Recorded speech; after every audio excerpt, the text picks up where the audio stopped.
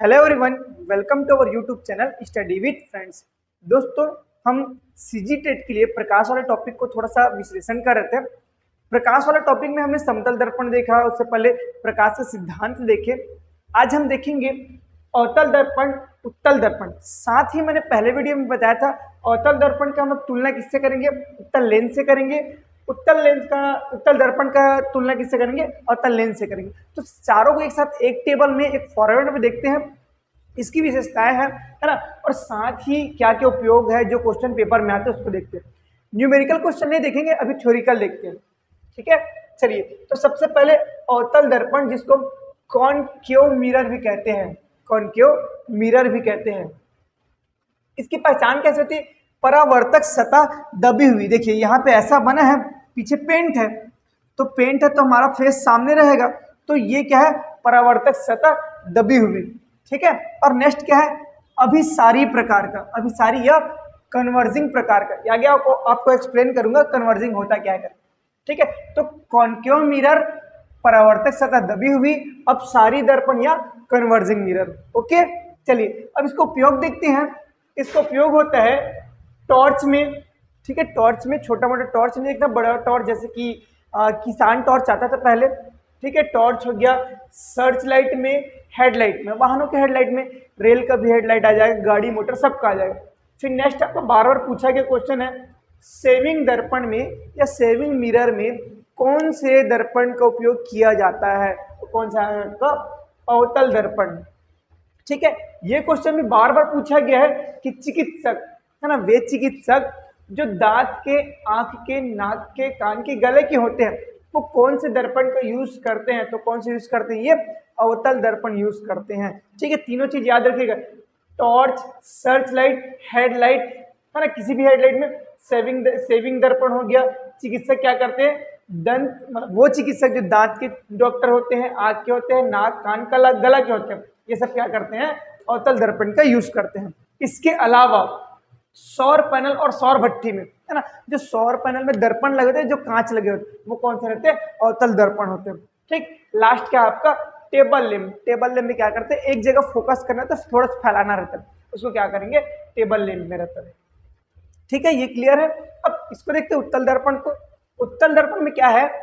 परावर्तक सतह उभरी हुई, मतलब ये आपका दर्पण है, ये ऐसा, सॉरी, ये आपका दर्पण है, ये ऐसा पीछे क्या रहेगा? पेंट रहेगा। तो ये परावर्तक सतह है, मतलब इसमें किरण टकराएगी और वापस जाएगी, चाहे ऐसा जाए चाहे ऐसा जाए। ठीक है, तो परावर्तक सतह क्या बोल रहे हैं? उभरी हुई। और अभिसारी दर्पण, इसको क्या बोलेंगे? डिवर्जिंग दर्पण। ठीक है, डिवर्जिंग मिरर। ठीक, ये क्या आपका? कन्वर्जिंग, ये आपका डिवर्जिंग। परावर्तक सतह उभरी हुई, परावर्तक सतह दबी हुई। इसके 5 उपयोग हम लोग देखे, इसके 2 उपयोग। पहला, वाहनों के साइड मिरर में कई बार पूछा गया, वाहनों के साइड मिरर में कौन सा करता है? तो अवतल दर्पण, क्योंकि ये क्या करता है? चित्र क्या बनाता है? आभासी और बड़ा, मतलब जितना दूर है उससे भी थोड़ा सा क्या बनाता है? बड़ा बनाता है, सीधा बनाता है ना, सीधा। सबसे बड़ी बात क्या है? आभासी और सीधा भी बनाता है। सबसे मोस्ट टाइम पे क्या है यहाँ पे? सीधा बनाता है। बाजार गलियों के लाइट में, बाजार गलियों के लाइट, इसको हम लोग क्या बोलते हैं? स्ट्रीट लाइट, स्ट्रीट लाइटों में। क्लियर है? यहां तक क्या हो गया हमारा? दोनों दर्पण की पहचान और उपयोग। परावर्तक सतह दबी हुई, परावर्तक सतह उभरी हुई। अभिसारी लैंप, एक सेकंड ना, हम लोग दोनों को अभिसारी अभिसारी लिख डालेंगे, एक सेकंड। ये आपका अभिसारी, आपका अपसारी।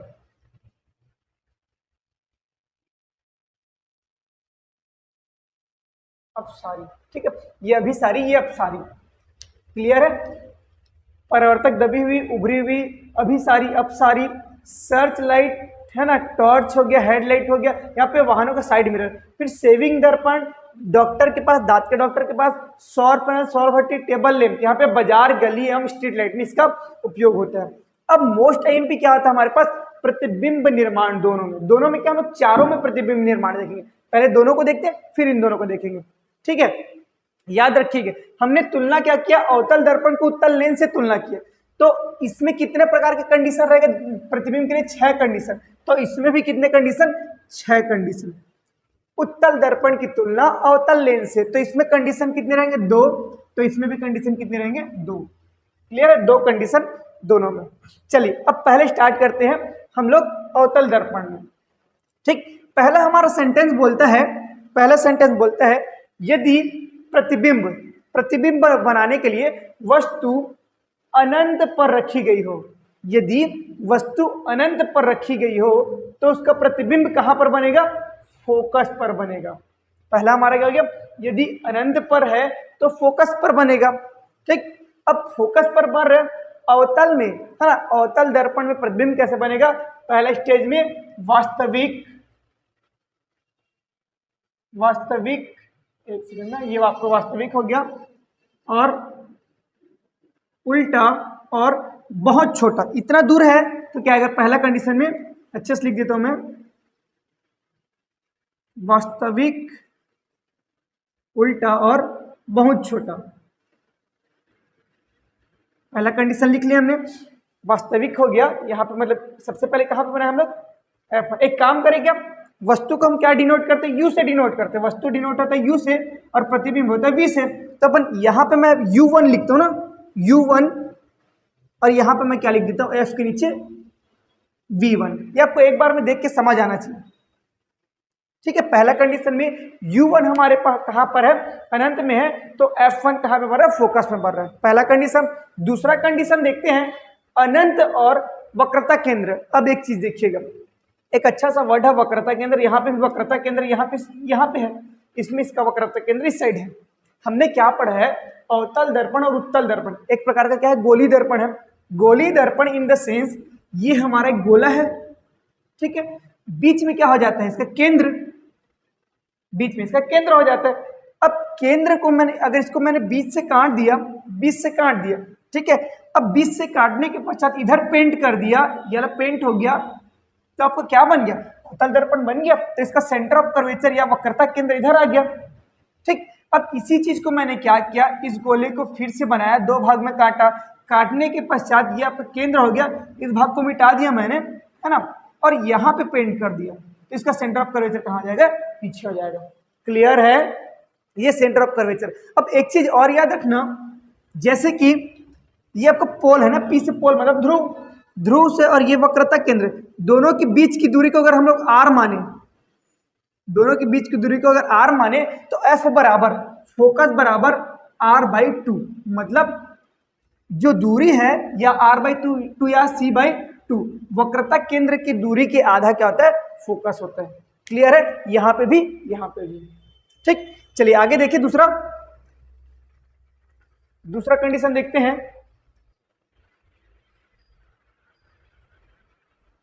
आप अच्छे से इसको नोट करते चलिएगा, हर एग्जाम में आपको काम आना है।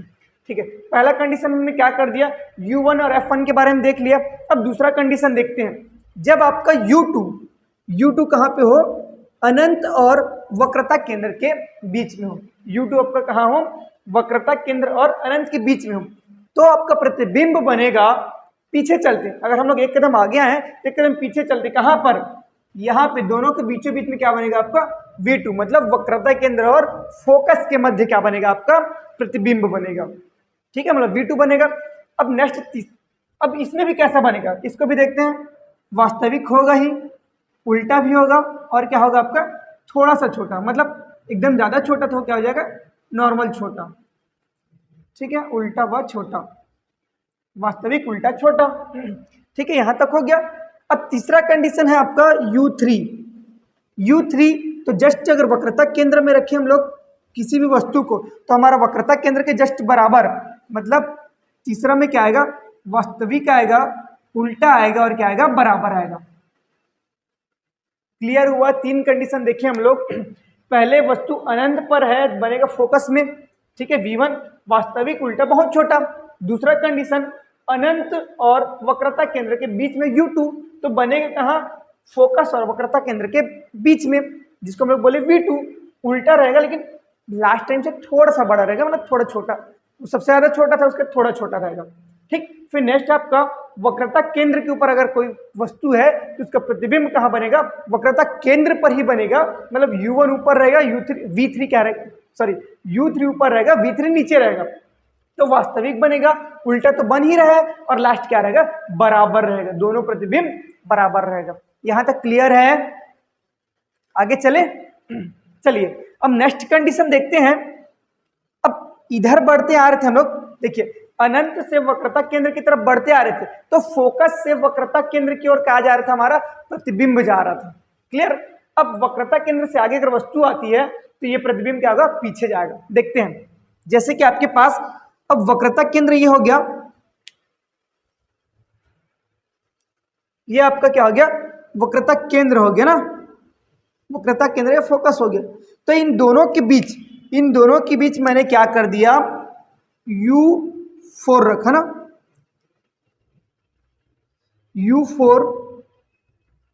अगर यहां U4 है तो एक कदम इधर आएंगे, यहां पर क्या आ जाएगा, V4 बनेगा। क्या बनेगा आपका, V4। ठीक है, मतलब नेक्स्ट कंडीशन में हम क्या लिख सकते हैं, चौथा कंडीशन में, यदि प्रतिबिंब वक्रता केंद्र फोकस, दिख रहा है ना, यदि वस्तु क्या है, वक्रता केंद्र फोकस के मध्य हो, तो प्रतिबिंब कहां बनेगा, वक्रता केंद्र और अनंत के बीच बनेगा, वक्रता केंद्र और अनंत के बीच बनेगा, परंतु वास्तविक बनेगा, उल्टा बनेगा और थोड़ा सा बड़ा बनेगा। क्या हो जाएगा, थोड़ा सा बड़ा बनेगा। ठीक है, फिर नेक्स्ट कंडीशन देखते हैं। अब U4 था, अब नेक्स्ट हम लोग कंडीशन क्या रहेगा, U5। U5 कहां पर रहेगा आपका, F के ऊपर, मतलब फोकस के ऊपर। पांचवा कंडीशन में क्या है आपका, फोकस के ऊपर। अगर देखिए अनंत में रखे थे हमने वस्तु, कंडीशन फर्स्ट में तो बना कहा था, फोकस में बना था। अब हमने फोकस में रखा, तब कहां बनेगा आपका, अनंत में बनेगा। कहां पे, V5 कहां पे बनेगा, अनंत में, मतलब वास्तविक, उल्टा और बड़ा। यहां तक किसी को डाउट है? ये पांचों कंडीशन एकदम सेम है, बस अब इसका नेक्स्ट कंडीशन है वो थोड़ा सा अलग बनेगा। ठीक है, पहला कंडीशन में अनंत में रखे, फोकस पे बना। अनंत और वक्रता केंद्र के बीच में रखे तो कहां बना, वक्रता केंद्र फोकस के मध्यम बना। वक्रता केंद्र में रखने पर वक्रता केंद्र में बना। वक्रता केंद्र फोकस में रखने पर कहां बना, वक्रता केंद्र और अनंत में बना। फोकस में रखने पर अनंत पर बन गया। अब नेक्स्ट हमारा कंडीशन, हमने फोकस और पोल, जिसको लोग ध्रुव बोलते हैं, U6 यहां रखने पर, U6 यहां रखने पर प्रतिबिंब क्या बनेगा, ये अगर हम लोग एरो के पीछे बनाएंगे तो क्या बनेगा, यहाँ पे दर्पण के पीछे, दर्पण के पीछे, मैं इसको यहां लिख देता हूं, छठवा को नहीं दिख पा रहा होगा, छठवा कंडीशन यहां पे लिखते हैं, दर्पण के पीछे या पर्दे के पीछे आभासी बनेगा। क्या बनेगा, आभासी, आभासी प्रतिबिंब प्लस आभासी के साथ साथ क्या रहेगा, बड़ा और सीधा, आभासी, बड़ा और सीधा। यहां तक एक कंडीशन में किसी को कोई तकलीफ है, कोई दिक्कत है, एक बार रिवाइज कर लेते हैं फिर से। अनंत में है तो फोकस में, अनंत और फोकस और वक्रता केंद्र के मध्य है, तो फोकस और वक्रता केंद्र के मध्य क्या हो जाएगा, आपका प्रतिबिंब हो जाएगा। वक्रता केंद्र तो वक्रता केंद्र, वक्रता और फोकस तो अनंत और फोकस, अगर फोकस पर वस्तु तो अनंत पर वस्तु, प्रतिबिंब। ठीक है, और लास्ट आपका क्या है, फोकस और पोल के बीच अगर क्या बनता है आपके पास, वस्तु रखा जाता है, तो प्रतिबिंब कहां बनेगा, दर्पण के पीछे, मतलब यही बनेगा पीछे में, और बड़ा बनेगा और आभासी बनेगा। यहां तक के क्लियर है? ठीक है, चलिए यहां तक के बाद अब लोग दो, अब इसमें क्या है, उत्तल दर्पण देखते हैं। उत्तल दर्पण में क्या करेंगे, दो कंडीशन है ना। पहला कंडीशन क्या है हमारा, यदि वस्तु कहां पर बना, मतलब वहां वस्तु कहां रखे हम लोग, अनंत पर, इसको हम लोग क्या नाम देते, U1।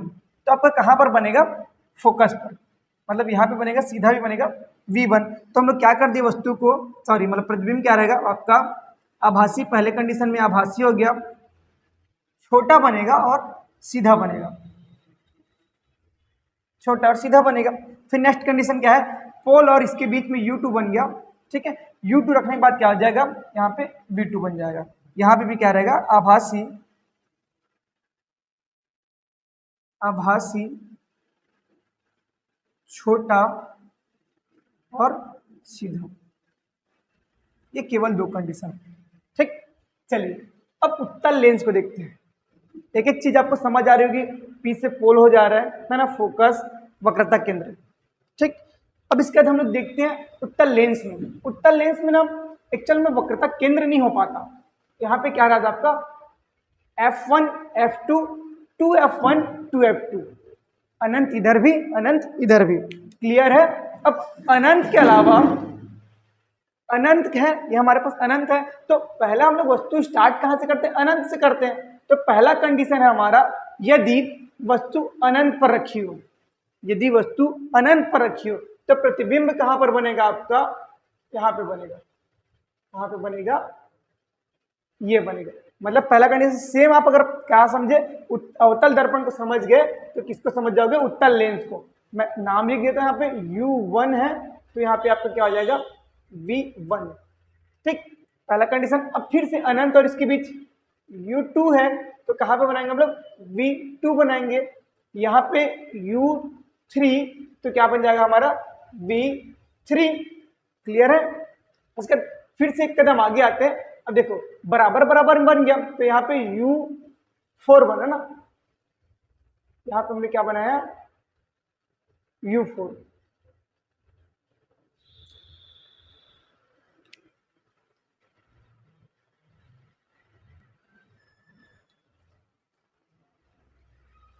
ठीक, U3 फिर यहाँ पे हमने क्या लिखा, U3 हो गया है ना, यहाँ पे U और 4, U4 है। फिर से आगे बढ़ते हैं हम लोग, यहाँ पे V4। अगर आपके दिमाग में ये छप गया तो मान के चलिए ये बन गया। अब फोकस पर है, यहाँ पे क्या हमारा U5 है तो अनंत पे क्या हो जाएगा V5। अब इन दोनों के बाद क्या हो गया U6 बना। ठीक है, U6 अगर हमारे पास यहाँ पे है तो हमारा इमेज कहाँ पे बनेगा, यहाँ पे बनेगा, कहाँ पे V6। सेम टू सेम, वास्तविक उल्टा, वास्तविक उल्टा, लास्ट वाला आभासी सीधा बड़ा, वास्तविक उल्टा आभासी सीधा बड़ा। क्लियर है, इसमें कोई डाउट है?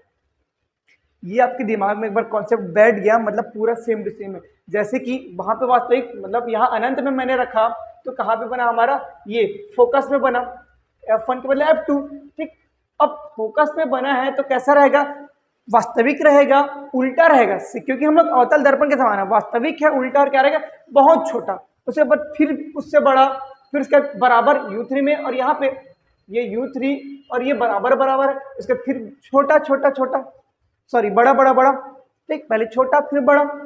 ठीक, अब इसके बराबर क्या होगा आपका अवतल लेंस होगा। जैसे कि पहले हमने क्या रखा, अनंत पर रखा, पहले अनंत पर रखा तो क्या आ जाएगा, फोकस पर पहले बनेगा। अनंत और कहाँ पे रखा, फोकस दूरी के 2F के बीच रखा ना, अनंत और, ये आपको हम लोग क्या नाम देते हैं इसको, एक सेकंड ना, ये U1 हो गया तो यहाँ पे बनेगा हमारा V1, यहाँ पे U2 है तो हमारा कहाँ पे बन जाएगा V2 बन जाएगा। क्लियर? एक सेकंड ना, ये V2 वहां पे नहीं आएगा, V2 कहाँ पे आएगा आपको, यहाँ पे आ जाएगा। बस केवल दो कंडीशन, U1 तो F1 में बनेगा, U2 तो V2 में बनेगा। क्लियर? दर्पण के मामले में और लेंस के मामले में प्रतिबिंब निर्माण केवल इतना ही है। इसके बाद के कक्षा में ना, इसके बाद की कक्षा में आपको रेखीय आवर्धन, एक दर्पण से एक तो क्वेश्चन आया था, चलो मैं थोड़ा सा बता ही देता हूं इसको ना। देखिए, जैसे कि हमारे पास एक क्वेश्चन आया था, यदि आपके पास क्या है, लास्ट सीजी टेट में पूछा था, यदि आपके पास फोकस है ना, फोकस क्या है 20 सेंटीमीटर है, 20 सेंटीमीटर है तो लेंस की आवर्धन क्षमता बताइए। तो लेंस की आवर्धन क्षमता का सूत्र है, आवर्धन क्षमता का सूत्र